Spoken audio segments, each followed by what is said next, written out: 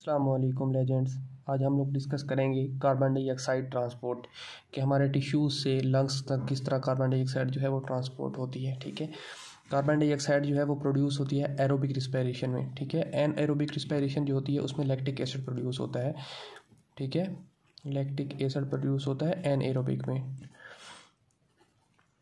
और carbon dioxide अगर simplest form में देखा जाए कि किस तरह प्रोड्यूस होती है तो इसको हम इस तरह लिखते हैं कि ग्लूकोज जो है वो रिएक्ट करता है ऑक्सीजन के साथ और हमारी एडीपी जो है वो कन्वर्ट होती है एटीपी में, और ये जो है इसका प्रोडक्ट जो आता है वो वाटर और कार्बन डाइऑक्साइड प्रोड्यूस होती है। ठीक है, इन एवरी मिनट, एक मिनट के अंदर 200 मिलीलीटर कार्बन डाइऑक्साइड जो है वो टिश्यूज़ में या सेल में प्रोड्यूस होती है। ठीक है, 200 millilitre in 1 minute carbon dioxide in the body produce होती है। ठीक है, तो हमारे पास जब कार्बन डाइऑक्साइड, फॉर एग्जांपल ये मैंने एक कैपिलरी ड्रा की है और ये ऊपर सेल्स हैं। ठीक है, तो जब कार्बन डाइऑक्साइड जो है वो इन सेल्स में के अंदर प्रोड्यूस होती है तो इफ्यूजन प्रोसेस के थ्रू ये इंटरस्टिशियल में आ जाती है। यहाँ पे इंटरस्टिशियल फ्लूइड होता है अराउंड द सेल्स। ठीक है, या हम कह सकते हैं कि एक्स्ट्रा सेलुलर स्पेस में आ जाती है थ्रू इफ्यूजन। ठीक है, देन ये कैपिलरीज के अंदर इंटर कर जाती है और यहाँ से आगे ट्रांसपोर्ट किस तरह करती है।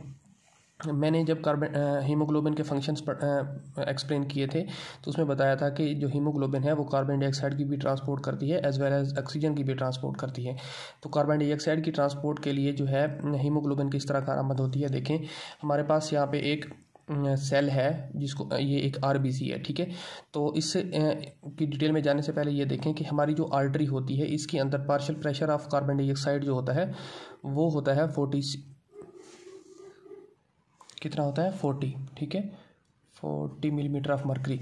और जब ये वीनस साइड पे जाती है तो उस वक्त ये हमारे टिश्यूज से कार्बन डाइऑक्साइड जो कैरी कर लेता है ब्लड, तो उस वक्त वीनस साइड पे जो हमारा partial pressure of carbon dioxide होती है वो होती है 46। ठीक है, और कंटेंट ऑफ कार्बन डाइऑक्साइड जो है वो हमारी जो आर्टीरियल साइड है इस पर होती है 48। ठीक है, 48 millilitre per decilitre, millilitre per, just wait it's vibrating, okay, per decilitre. Then हमारे पास जो हम वेनस साइड होती है इसके ऊपर होती है हमारी 52 मिलीलीटर पर डेसीलीटर। ठीक है, किस तरह कि हमारी जो आर्टीरियल साइड पे ब्लड आ रहा होता है वो कैरी करता है 48, ठीक है, मिलीलीटर जो है कार्बन डाइऑक्साइड, लेकिन बाकी जो है टिश्यूज से गेन करके हमारा जो कैपिलरीज के थ्रू जब वेनस जाता है तो वहाँ पे 52 हो जाती है। मीन के हमारे पास जो 4 मिलीलीटर है वो लेके जाती है, जो हीमोग्लोबिन है वो कैरी कर लेती है कार्बन डाइऑक्साइड को। ठीक है, देन हम मूव करते हैं कि किस तरह हमारे आरबीसी के अंदर कार्बन डाइऑक्साइड जो है वो ट्रांसपोर्ट होती है। तो कार्बन डाइऑक्साइड जब हमारे एक आरबीसी के अंदर इंटर होती है तो इंटर होने के बाद हमारे वाटर जो इंट्रासेलुलर वाटर होता है उसके साथ रिएक्ट करती है। ठीक है, कार्बन डाइऑक्साइड और वाटर जो है वो रिएक्ट करेंगे in the presence of carbonic anhydrase. ठीक है, यहाँ पे एंजाइम होता है जिसको बोलते हैं कार्बोनिक एनहाइड्रेज। ठीक है, कार्बोनिक एनहाइड्रेज क्या करेगा, वो इसको कन्वर्ट करवा देगा वाटर और कार्बन डाइऑक्साइड के रिएक्शन से, इसको कन्वर्ट कर देगा कार्बोनिक एसिड में। ठीक है, तो कार्बोनिक एसिड जब फॉर्म्ड हो जाता है under the presence of carbonic anhydrase तो उसके बाद जो है ये फर्दर ब्रेक डाउन होती है इसकी, और यहाँ से प्रोटॉन अलग हो जाते हैं और बाइकार्बोनेट अलग हो जाता है। ठीक है, तो ये जो बाइकार्बोनेट होता है ये एक्स्ट्रा सेलुलर स्पेस में चला जाता है, मीन के हमारी आरबीसी से बाहर चला जाता है। ठीक है, मीन के यहाँ पे आ गया है बाइकार्बोनेट और जो प्रोटॉन है वो अंदर रह गए हैं। ये प्रोटॉन क्या करते हैं, ये हमारी बीटा चेन्स जो होती हैं हीमोग्लोबिन की, मैंने जब हीमोग्लोबिन स्ट्रक्चर पढ़ाई तो उसमें ये भी बताया कि बीटा ग्लोबिन चेन्स होती हैं एडल्ट हीमोग्लोबिन के ऊपर 2 अल्फ़ा और 2 बीटा चेन्स होती हैं। तो जो बीटा चेन्स हैं इनके साथ ये प्रोटॉन जो है ये मिल जाते हैं। ठीक है, इसके मिलने से क्या होगा कि ये इधर मिल जाएंगे और यहाँ पे जो बाइकार्बोनेट है ये आउट ऑफ सेल चले जाएंगे, और जब क्योंकि अगर बाहर नेगेटिव आयन बाहर ज़्यादा जा रहे हैं तो हमारी कैल्शियम जो है वो अंदर आना स्टार्ट हो जाएगी। ठीक है, तो कैल्शियम अंदर क्यों आती है, क्योंकि एसिड बेस बैलेंस मेंटेन करना होता है। ठीक है, जब ये अंदर आ जाती है तो इसके साथ थोड़ा वाटर भी फॉलो करता है। ठीक है, क्लोरीन को वाटर फॉलो करता है, जब इसको वाटर फॉलो करता है तो इसकी वजह से जो हमारी वेन्स होती हैं वो लिटिल बिट स्वोलन लगती हैं। ठीक है, यानी कि वो फूली हुई लगती हैं।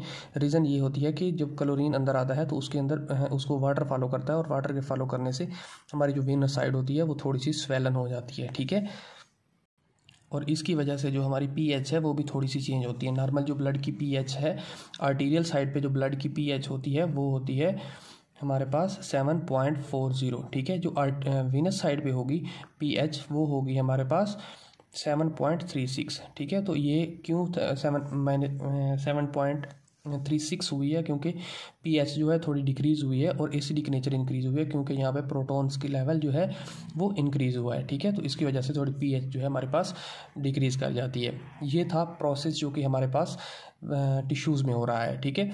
ये हमारे पास जो है प्रोटॉन का बीटा चेन्स के साथ जुड़ना और यहाँ पे जो हमारे कार्बोनिक एसिड जो है इसको आउट ऑफ द सेल जाना, क्लोरीन का अंदर आना, ये जो इफ़ेक्ट क्रिएट कर रहा है इस इफ़ेक्ट को बोलते हैं बोहर्स इफ़ेक्ट, ठीक है।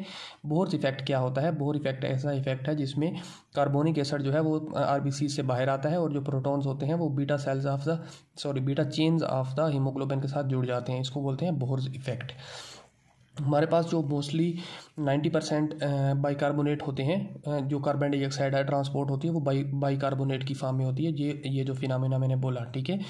बाकी 5% जो है वो डिज़ोल्व फॉर्म में होती है, ठीक है। डिज़ोल्व फॉर्म में किस तरह होती है कि हमारा जो यहाँ पे सेल के अंदर जो फ्लूइड होता है उस फ्लूइड के अंदर डिज़ोल्व हो जाती है, ठीक है। कार्बन डाइऑक्साइड डिज़ोल्व हो जाती है और इसके थ्रू भी हमारे लंग्स तक ट्रांसपोर्ट होती है। और थर्ड है कि 5% जो है कार्बोमिनो हीमोग्लोबिन, ठीक है। कार्बोमिनो हीमोग्लोबिन के थ्रू भी 5% जो है कार्बन डाइऑक्साइड ट्रांसपोर्ट होती है अप टू द लंग्स। किस तरह? ये जो कार्बन डाइऑक्साइड और इसके साथ जो हाइड्रोजन है इसके ये मिल जाते हैं और ये जो है ये हमारे अटैच हो जाते हैं हीमोग्लोबिन के साथ और ये जो है ये लंग्स तक चले जाते हैं और वहाँ पे आउट ऑफ द से एल्वेलाई के through out of the body चले जाते हैं, ठीक है। तो ये सारा का सारा फिनोमिना जो है ये हमारे टिश्यूज़ में हो रहा है। तो जब ये हमारे पास आरबीसीज जो हैं ये पल्मोनरी वेन्स के थ्रू हमारे लंग्स में पहुँचते हैं तो उसके बाद क्या प्रोसेस होता है ये देखें कि हमारे पास जब लंग्स में पहुंचेंगे तो ये सेल स्ट्रक्चर सेल वाल समझ लें आरबीसी की, ठीक है। तो बाइकार्बोनेट जो है हमारे पास ऑलरेडी बाहर है, HCO3 बाइकार्बोनेट जो है वो ऑलरेडी बाहर हैं, प्रोटॉन अंदर है हीमोग्लोबिन के साथ, ठीक है। तो क्या होगा, ये जो बाइकार्बोनेट हैं ये अंदर आएंगे, क्लोरीन बाहर जाएगा, ठीक है। क्लोरीन जब बाहर चला जाएगा और बाइकार्बोनेट जो है वो अंदर आ जाएंगे तो यहाँ पे ये अगेन मिलेंगे proton plus bicarbonate CO3 negative, ये जो है अगेन बना देंगे हमारे पास कार्बोनिक एसिड, ठीक है, H2CO3 जो कि प्रीवियसली भी बन रहा था, ठीक है। तो यहाँ पे अगेन जो हमारे पास एंजाइम वर्क किया है वही प्रीवियस एंजाइम है जिसको हम बोलते थे कार्बोनिक एनहाइड्रेज, ठीक है। कार्बोनिक एनहाइड्रेज ने अगेन वर्क किया और ये हमारे पास कार्बोनिक एसिड अगेन बन गया, ठीक है। ये जो कार्बोनिक एसिड है ये अगेन टूटता है हमारे पास और अगेन हमारे पास यहाँ पर ही वाटर और कार्बन डाइऑक्साइड जो बना रहा था यहाँ पे हमारे पास वाटर और कार्बन डाइऑक्साइड अगेन बना देता है। कार्बन डाइऑक्साइड है वो आउट ऑफ द बॉडी चली जाती है, ठीक है, थ्रू द एक्सपायरेशन, और जो हमारा वाटर है वो आरबीसी के अंदर ही रह जाता है, ठीक है। तो इस तरह जो है हमारी कार्बन डाइऑक्साइड जो है वो ट्रांसपोर्ट होती है। एक चीज़ और के हमारे पास यहाँ पे जो मैंने बताया कि हमारे टिश्यूज़ में जो हो रहा है वो बोहर्स इफेक्ट था, प्रोटॉन्स का बीटा चेन्स के साथ जुड़ना और बाइकार्बोनेट का बाहर आना, ठीक है। लेकिन इसमें क्या है कि यहाँ पे हमारे पास उल्टा प्रोसेस हो रहा है, बाइकार्बोनेट जो है वो अंदर आते हैं, कार्बोनिक एसिड फॉर्म होता है, कार्बन डाइऑक्साइड आउट चली जाती है और जो प्रोटॉन है वो बीटा चेन से रिमूव होते हैं और जो वाटर है वो अंदर ही रहता है। तो ये जो इफेक्ट होता है इसको बोलते हैं हेल्डन्स इफेक्ट, ठीक है। तो अगर कोई क्वेश्चन हो कि बोहर्स इफेक्ट जो है वो कहाँ पे हो रहा है, तो बोहर्स इफेक्ट जो है वो टिश्यूज़ में होता है, ठीक है, और जो हेल्डन इफेक्ट है वो लंग्स के अंदर होता है, ठीक है। तो ये छोटी सी टर्म्स थी, ठीक है, इनको भी याद रखना इंपॉर्टेंट चीज़ें हैं, ठीक है। तो ये है हमारा transport of carbon dioxide out of the body. अगर इसमें पूरे टॉपिक में आपको कुछ समझ नहीं आया तो आप कमेंट बॉक्स में पुट कर दीजिएगा, मैं आपको आंसर कर दूंगा। थैंक यू डॉक्टर्स, अल्लाह हाफिज़।